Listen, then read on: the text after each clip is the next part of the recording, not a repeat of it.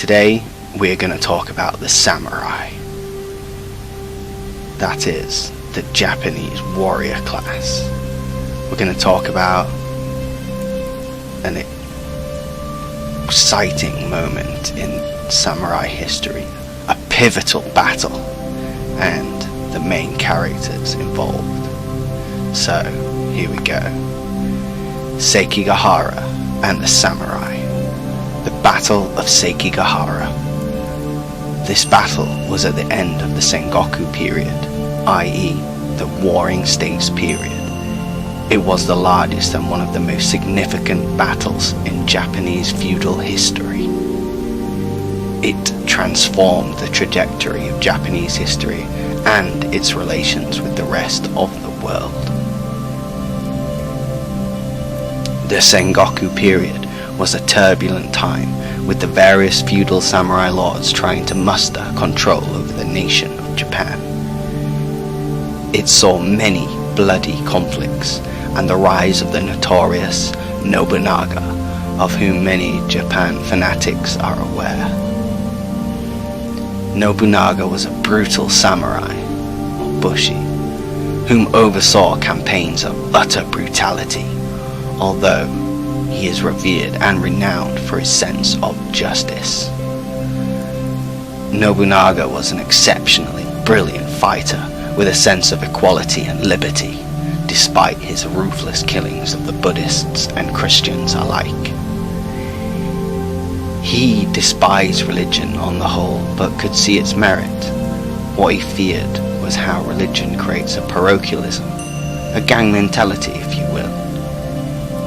He massacred Christians and Buddhists alike, as their inward-looking gang mentality created a barrier to the homogeneous society he envisaged, the society as one. Nobunaga died shortly before this battle of which we speak at what is known as the Honno-ji incident.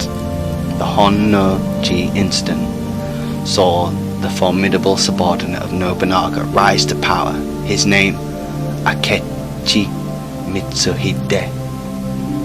Mitsuhide, it is said, had unknown reasons for the attempted assassination of Nobunaga. Some reasons include a personal insult. Nobunaga's brutality, and less prominent is the notion that Nobunaga asked him to assassinate him if he ever felt that his moral code was in falter.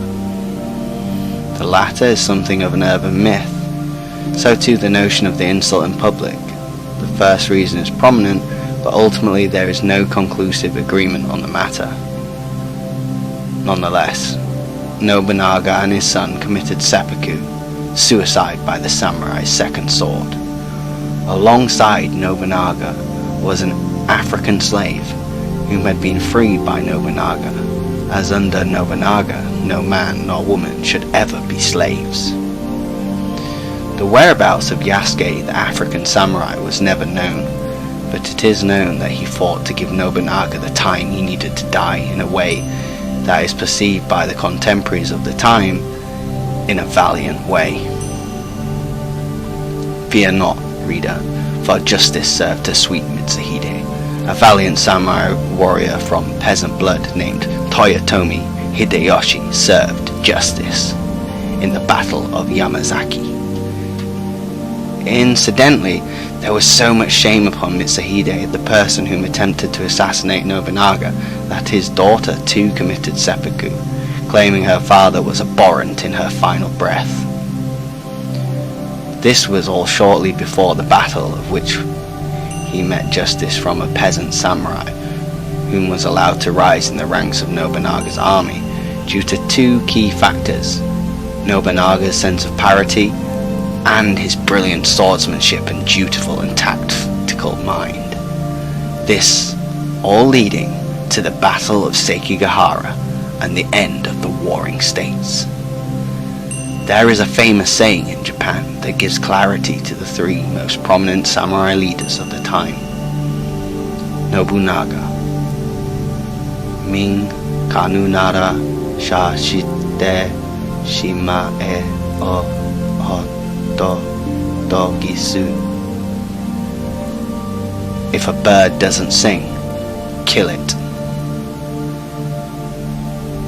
Then Hideyoshi, Min kanu nara min kashite ji a in se yo u hototo gisu.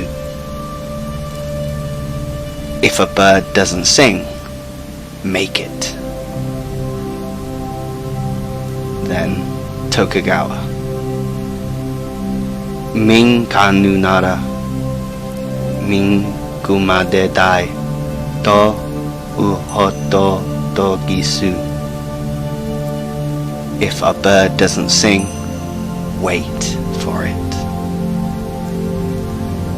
This is a cultural perspective and not an actual quote, but it epitomizes their personality types in the consciousness of their contemporaries, and indeed in Japan today among scholars and the average Joe alike. And so, Tokugawa and his peaceful and tactical biding of time resulted in many formidable samurai lords defecting from the side of Hideyoshi. Not to mention undertones of Hideyoshi's bloodline being one of a mere foot soldier. Notably, this was too one of the first battles to see a large amount of guns used in the process of battle, though we must remember the guns of that time were not effective in comparison to now. The blood onslaught was horrific. It was catastrophic in cost of human life, yet it ushered in 3 centuries of peace and unity among the peoples of Japan. It ushered in a ruler who was fearful of Catholicism and, in a wider sense, Christianity. So too was Tokugawa an advocate for equality among men. He even had gaijin foreigners as samurai advisors and gave prominent position to a British man, one William Adams, whom helped build and design ships for a short-lived expansionist campaign into Korea. Shortly before the closing of Japan's borders, the exclusion of Christianity, and the start of the era of isolationism, in which only one port in the whole of Japan was open to the outside world.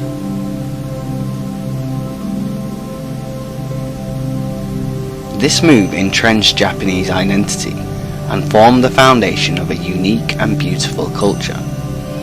While other nations were melding and integrating, Japan was forming unique cultural traditions and indeed seeing them protected in this era.